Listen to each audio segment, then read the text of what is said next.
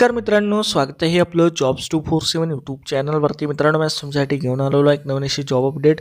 आजची job update आहे महाराष्ट्र शासनाअंतर्गत वित्त विभागाअंतर्गत जे आहे छत्रपती संभाजीनगर विभागामार्फत जे आहे जाहिरात प्रसिद्ध करण्यात आलेली आहे।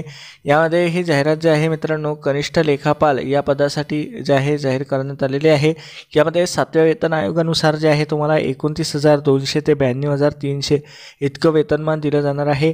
यामध्ये एकूण रिक्त जागांची संख्या जी आहे 42 आहे। यासाठी ऑनलाईन अर्ज प्रक्रिया दिनांक 18 जानेवारी 2025 ला संध्याकाळी 5 वाजल्यापासून सुरू होणार आहे। अर्ज करण्याचा अंतिम तारीख जी आहे 16 फेब्रुवारी 2025 रात्री 12 वाजेपर्यंत राहणार आहे।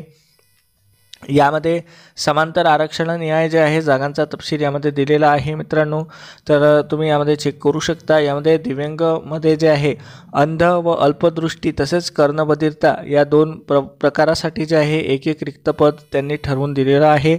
यासाठी तुम्हाला ऑनलाईन पद्धतीने अर्ज सादर करणे गरजेचं राहणार आहे। यामध्ये परीक्षा केंद्र जे आहे हे छत्रपती संभाजीनगर विभागाअंतर्गत जे आहे छत्रपती संभाजीनगर, जालना, परभणी, नांदेड, बीड, धाराशिव, लातूर आणि हिंगोली या अंतर्गतच जे आहे दिलं जाणार आहे। यापैकी जे आहे 3 परीक्षा केंद्र तुम्हाला निवडता येणार आहे। त्या 3 पैकी कोणतंही एक केंद्र जे आहे तुम्हाला अलॉट केलं जाईल। एकदा जे केंद्र तुम्हाला दिलं जाईल त्यामध्ये कुठल्याही प्रकारचा बदल केला जाणार नाही। त्यामुळे जे काही तुम्ही केंद्र निवडाल ते व्यवस्थित निवडायचं। यामध्ये पासपोर्ट आकाराचा फोटोग्राफ आणि सिग्नेचर जे आहे तुम्हाला ऑनलाईन अप्लाय करताना जे आहे अपलोड करणे गरजेचं राहील। यामध्ये खालील प्रकारचे डॉक्युमेंट्स जे आहे तुम्हाला अपलोड करायचे राहतील। यामध्ये डॉक्युमेंटची साईजसुद्धा दिलेली आहे, कमीत कमी 50 KB आणि मॅक्सिमम 500 KB पर्यंतचे डॉक्युमेंट जे आहे तुम्ही यामध्ये अपलोड करू शकता। परीक्षा शुल्काचा जो काही भरणा आहे तो तुम्हाला खालील प्रकारे दिलेला आहे। यामध्ये ओपन कॅटेगरीसाठी 1,000 रुपये शुल्क यांनी आकारलेलं आहे आणि खुल्या जे आहे राखीव प्रवर्ग यांच्यासाठी 900 रुपये शुल्क आकारलेलं आहे।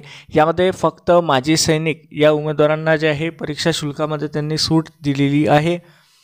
यानंतर जे आहे परीक्षा शुल्काचा भरणा जो आहे तुम्हाला ऑनलाईन पद्धतीने करणे गरजेचं राहील।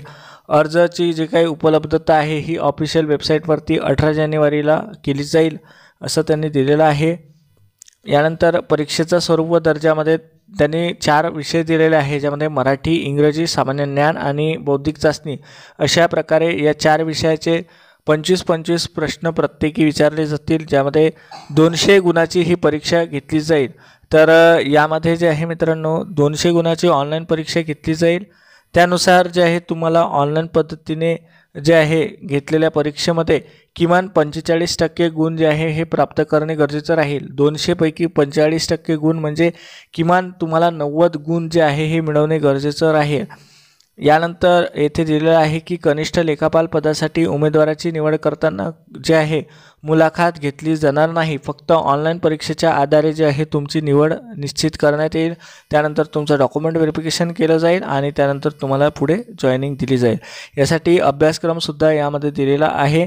तर येथे बघू शकता मित्रांनो, यामध्ये जे आहे लेखा व जे कनिष्ठ लेखापालच्या ज्या काही जाहिराती निघालेल्या आहेत त्यानुसार जे आहे यासाठी फॉर्म कसा भरायचा यासाठीचे व्हिडिओ मी ऑलरेडी टाकलेला आहे। जर तुम्ही बघितला नसेल तर वरती आय बटनवरती व्हिडिओ देत आहे, तेथे जाऊन तुम्ही बघू शकता। यासाठी कोण उमेदवार पात्र आहे, तर यामध्ये भारताचे नागरिकत्व असलेले उमेदवार अर्ज करू शकतात। यामध्ये उमेदवाराला मराठी भाषेचं ज्ञान असणे गरजेचं आहे। उमेदवार जो आहे हा महाराष्ट्र राज्याचा रहिवासी असणे गरजेचं आहे। त्याच्याकडे डोमेसाईल सर्टिफिकेट असणे गरजेचं राहील असं त्यांनी दिलेलं आहे। वयोमर्यादा जर बघितली मित्रांनो तर 16 फेब्रुवारी 2025 रोजी तुमचं वयोमर्यादा कॅल्क्युलेट करण्यात येईल। यामध्ये तुमचं वय कमीत कमी 19 वर्ष असलं पाहिजे। जास्तीत जास्त जे आहे खुल्या प्रवर्गासाठी 38 वर्ष, मागासवर्गीय, EWS आणि अनाथ प्रवर्गासाठी 43 वर्षापर्यंतचे उमेदवार यासाठी अर्ज करू शकतात। यामध्ये शैक्षणिक पात्रता खालील प्रकारे त्यांनी दिलेली आहे मित्रांनो। यामध्ये कोणत्याही शाखेची तुमच्याकडे डिग्री असेल तर तुम्ही यासाठी एलिजिबल आहात अर्ज करण्याकरिता। सोबतच तुमच्याकडे टायपिंगचं सर्टिफिकेट असलं पाहिजे। आता यामध्ये तुमच्याकडे मराठी टायपिंगचं सर्टिफिकेट असेल तर मराठी टायपिंग कमीत कमी 30 वर्ड पर मिनिटची तुमची असली पाहिजे आणि इंग्रजी टायपिंग असेल तर 40 वर्ड पर मिनिटची तुमची असली पाहिजे। म्हणजे मराठी 30चं जर समजा तुमच्याकडे सर्टिफिकेट असेल तरी देखील तुम्ही अर्ज करू शकता, किंवा इंग्रजी 40चं असेल तरी देखील अर्ज करू शकता. म्हणजे दोनपैकी मराठी किंवा इंग्रजीपैकी कोणतेही एका टायपिंगचं असलं पाहिजे. टायपिंगची स्पीड त्यांनी नमूद केली त्यानुसार लागेल. आता जे आहे डिग्री जे आहे तुमची कंप्लीट असणे गरजेचं राहील. संगणक अर्हता यामध्ये दिलेले आहे की MSCIT किंवा त्या संदर्भात जो काही समकक्ष असा कोर्स असेल तर तो तुम्ही उत्तीर्ण असेल तर तो ग्राह्य धरला जाईल. आणि जर समजा तुमच्याकडे नसेल तर तुम्हाला नियुक्तीपासून जे आहे 2 वर्षाच्या आतमध्ये जो आहे तो कोर्स तुम्हाला पास करून तेथे सादर करावा लागेल. यामध्ये जे आहे हॉल तिकीट परीक्षेच्या 7 दिवसाआधी जे आहे उपलब्ध करून दिलं जाईल. अशा प्रकारचं माहिती यामध्ये दिलेली आहे मित्रांनो. तर 25 पानाची ही जाहिरात आहे. यामध्ये आणखी जे आहे आरक्षणासंदर्भाची इतर माहिती दिलेली आहे. यामध्ये आणखी माहिती तुम्ही बघू शकता मित्रांनो. जे काही महत्त्वाची माहिती होती ती मी एक्सप्लेन केलेली आहे या व्हिडिओमध्ये.